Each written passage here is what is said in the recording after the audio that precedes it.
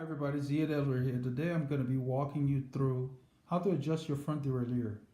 I'm setting up my bike here with a new chainring, and once I put in the compact chainring, I had to lower my derailleur. So basically, I had to readjust everything. What you want to do when you're adjusting your front derailleur is make sure that whether you've got a band on or like I have a band on here, whether you've got a band on or a braze-on which will attach to something like this that will be welded into your frame, make sure before you tie that down, you check for two things. The first thing is the gap. You've got to make sure that from the bottom of the cage here to the top of that teeth all the way through, it's about 1 to 3 millimeters. What I usually do, I take a penny, a Lincoln head penny, slip it on there. See, it freely goes through, but it still rubs on this up top and it rubs on that. So as you move through, you can touch either of them without too much. Usually the penny is about 1 millimeter, but you want to make sure it's not grabbed as it goes through. That lets you know that you're at least 1.5 millimeters, because anywhere from 1 to 3 will work. This is currently set at 2. If you take a tape measure and just measure it, you will determine, you can see the millimeter adjustment. I put the 4 right there. That's about 1 to about 2.5, right at the top of the teeth there. So that's good enough. Anywhere between 1 and 3 will work. Anything outside that tolerance, of course, less than 1 millimeter, it's just too low. There's just no room, there's no gap. It just wouldn't work very well. So 1 is the minimum, preferably 1.5 to 2. And then 3 is the top end. I usually set mine 2.5 to 3 because I keep my chain kind of loose and it jumps around a bit. I like my chain, I take out just enough links that I need to where it's not rubbing on the rear cage when it's in that cross chain, small and smallest cog down here, which is the hardest gear, basically. When it's in your, like if you have a 12 or an 11, if it's in your 11 and a small chain ring, which you should never ride, but that's where you use to set your chain length. Once it's in that, you want to make sure your chain is not rubbing on the bottom of the derailleur cage, which is down here. Okay, but anyway, that's a topic for another day. So you set that gap, then you make sure that this is parallel to the chain ring. What I usually do is I set it and then I go ahead and manually, let me do it this way so you can see, so I'm blocking the camera. I manually move the cage. If you look at it, you can see right there, boom. The front all the way through is parallel. Campy sells a tool that you can use, but geez, you can just eyeball it. Just need to be parallel with the chain ring. As long as it's parallel, that's good enough. You get that, then you recheck the gap, because every time you set that, it can move. You recheck this gap, make sure it's the same. When you're happy with it, you want to go ahead and whether it's your braze-on that you're using. This is a combination band-on with a braze-on derailleur.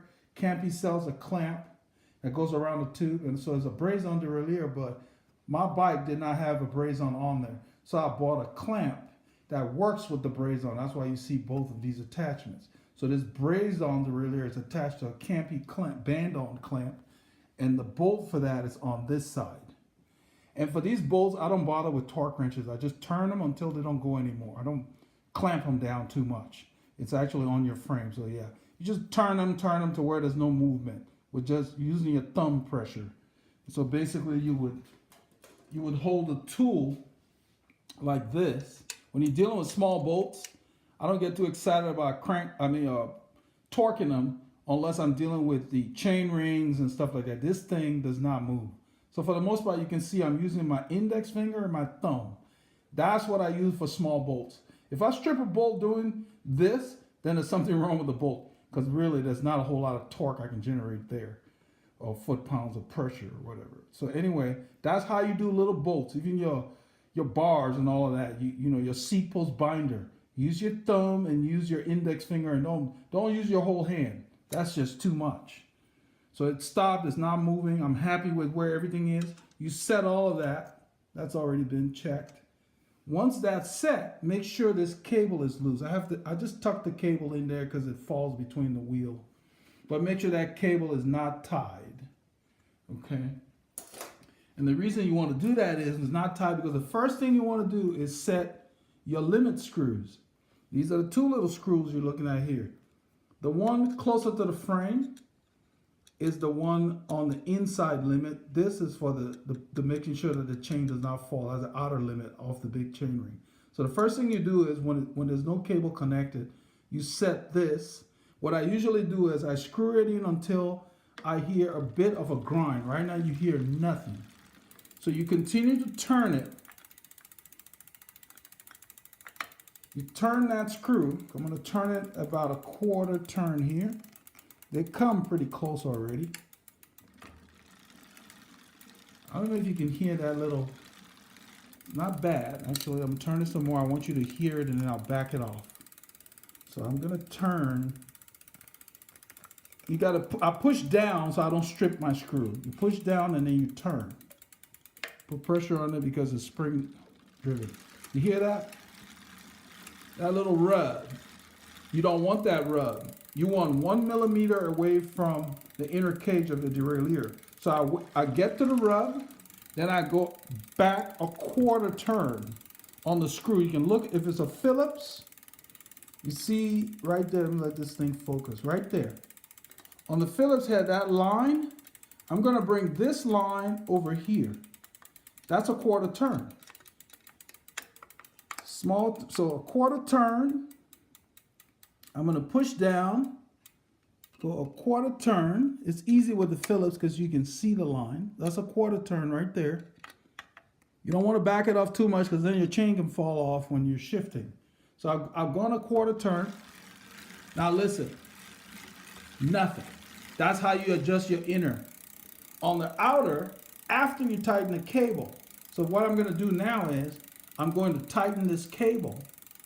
First of all, to tighten your cable, I usually just use a plier here. The first thing you want to do is make sure that your barrel adjuster on the frame, I'm going to come over here and show you. I have a barrel adjuster on this side. Make sure that this is backed all the way. I'm turning it now to where it's completely, there is no, all you can do is tighten.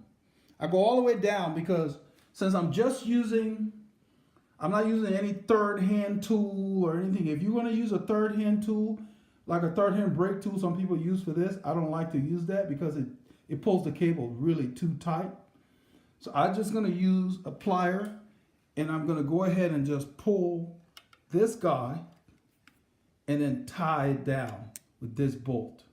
So it's a small bolt, same thing I showed you. So after tying this down, I'm going to make sure it's nice and snug. Just using thumb here. Okay, it doesn't move, that's good. They say 5 to 7 newton meters. I don't bother. If it's not moving anymore, it's not going anywhere. I don't like to get too crazy with torque wrenches. You know, you can get a little carried away, and sometimes you don't always have to go near the torque. You have to be careful when you're dealing with torque wrenches, whether it's the recommended torque or whether it's the maximum torque. That's really important. You don't want to max out a bolt. That's how they break on you. So now that's everything nice and tight. So the first thing you want to do after you adjusted everything is make sure that you check your shifting. So I've just tightened the cable. I turned that down. So now I'm going to check the shifting to initially see what I got. See, it went up there immediately, but there was a little hesitation. So I'm going to tighten up my barrel adjuster that you saw me turn down all the way, maybe 2 or 3 turns. Go back down a small chain ring. And I'm setting mine to where I'm on the extreme gear in the back, all the way, which you should not ride big to big, because I want to make sure that it can at least shift in that gear. I know I'm not going to use it, but that's the extreme, and that's what I want to make sure. There you go. You can see that's the shifting you want, right there. No hesitation. It should just derail into Any hesitation, then you're going to check. So now, the next thing after doing that is, I'm going to check my outer limit. Setting your outer limit is the screw closest to you on top here that I showed earlier. You want to, what I usually do is I go ahead and just get it to where it's on the big chainring already, and I want some resistance right there. I'm not even putting any pressure on the screw. I just turn it till the screw stops with light pressure. That tells me, since it's shifted out, that that's a good point. So I'm going to leave it there for now and then see how. You want to make sure it does not jump off the big chainring. So all I've done is I've turned the screw very lightly, just easily feather to where it stopped by itself, not the force I was using that stopped it. Go back down, come up. You can hear that little hesitation there.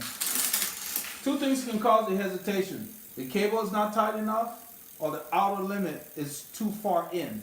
When the outer limit is too far in, regardless of how tight the cable is, it will stop your shifting. So since I'm focusing on setting this limit, I'm going to back it off a quarter turn. And there you go. Voila. It was the outer limit. It immediately jumped on there. No hesitation. That's the way your shifting should be. When you're riding, you don't want to be thinking about shifting and having those kind of problems. And if you set the extremes like I did, it will work in every other combination because they're easier. They're not putting the chain under a lot of pressure. So that's it. That's pretty much how you adjust your front derailleur.